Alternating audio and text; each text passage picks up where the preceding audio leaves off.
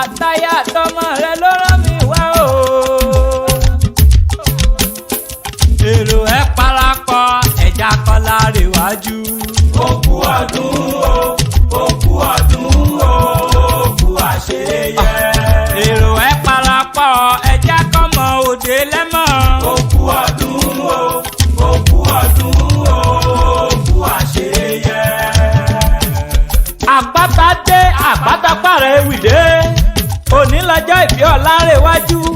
ọ̀làrẹ̀wájú ọmọ ọ̀nàkọ̀yà ọmọ ìyágòrò ọmọ àríkẹ́ ọkùnrin rọ̀dọ̀dọ̀ bẹ́rẹ̀ plẹ́nì àwọn òyìnbó àdúmáràdán ọ̀kan lọmọ òní lọ́dún rẹ olówó orí Roslyn arẹwà lóbìnrin àtayá àtọmọ àtayá rẹ tuntun wọn pátá ni wọ́n ní kí n máa kíyọ kí n kì ó délé bàbá tó bí ọlọ́mọ kí n kì ó délé yín ìwọ lọmọ òde lẹ́mọ̀ ọmọ dádé owó dádé dọ́là ọmọ olówó ṣẹ̀ǹbáyé kówó kúkú ṣe ó tó jòdè kó tó dowó ẹrú kó tó dowó ọmọ ìsàgá olómù ọmọ ìmàlẹ̀ tí kì í jọ̀gẹ̀dẹ̀ àjàgbà ọmọ ìmàlẹ̀ afẹlẹ̀jà ọmọ ìlúkú mẹ́dẹ́mẹ́dẹ́ ọmọ egúngún ọmọ agẹmọ ọmọ alágẹmọ mẹ́rìndínlógún ọmọ ẹ̀ẹ́dàgbèje òrìṣà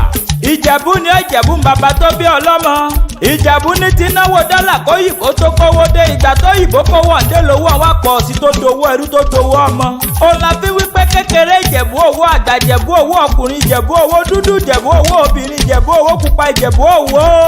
ìlà ọmọ èrè nìwà ọmọ adúrún mádé ọmọ adúrún mọ́sù pẹ́jìyẹ jẹ ọmọ aládìyẹ ògògò màgàtí yẹ́yẹ jẹ̀ bí àwọ̀ kọ̀ǹdẹ̀kọ̀ǹdẹ̀ bó bá wù jẹ̀bú àwọn ẹni rẹ̀ wíníwíní bó bá wù jẹ̀bú àwọn ẹni rẹ̀ ní wíníwíní bó bá wù jẹ̀bú ọ̀fẹ́ ní rẹ̀ tó kù sọ́dọ̀ agẹmọ ọmọ alágẹmọ mẹ́rìndínlógún ọmọ alágẹmọ òfin wọ̀yọ̀wọ̀yọ̀ ìwọ lọmọ onídó mọ́dé ìwọ lọmọ onídó mọ́wọ́ ìwọ lọmọ onídó kàjòjò gbọdọ̀ wà àjòjì tó bá wọ gbòòrò yóò dóúnjẹ bọ́ra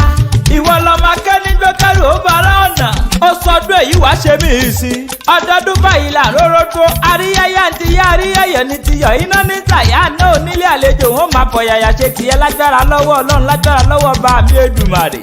ẹ̀fún ẹ̀dìyẹ́rú onífẹ̀ẹ́ ni wọ́n ń ṣe ọmọ onífẹ̀ẹ́ ni wọ́n ṣe ní ti ẹ̀fún ayé kò ní fún ọ èdè ayé kò ní dìọ́ láṣẹ lọ́wọ́ ọlọ́run ọba mi Èdùmàrè ó sọdún èyí wá ṣe mí sí nínú owó nínú ọlá nínú iyì nínú ẹ̀yẹ onírípọ̀ ọmọ onírípọ̀ aya ìwọ fúnra lára rẹ ò ní bá ìsàn lògbà tó mọ̀ wípé omi àjọni jẹ́kun funfun náà dán láyé ń jẹ ọmọ aráyé ò rágbọ́n kọ̀ ọmọ aráyé ò ní kọ̀ ọ́ tí wọ́n ti ṣe ọwọ́ rẹ lágbára lọ́wọ́ bá mi Èdùmàrè Roslyn aya rẹ pẹ̀lú gbogbo ọmọ rẹ pátá àwọn náà ní kí n máa sọ wípé happy birthday to you oh and we all wish you long life and prosperity.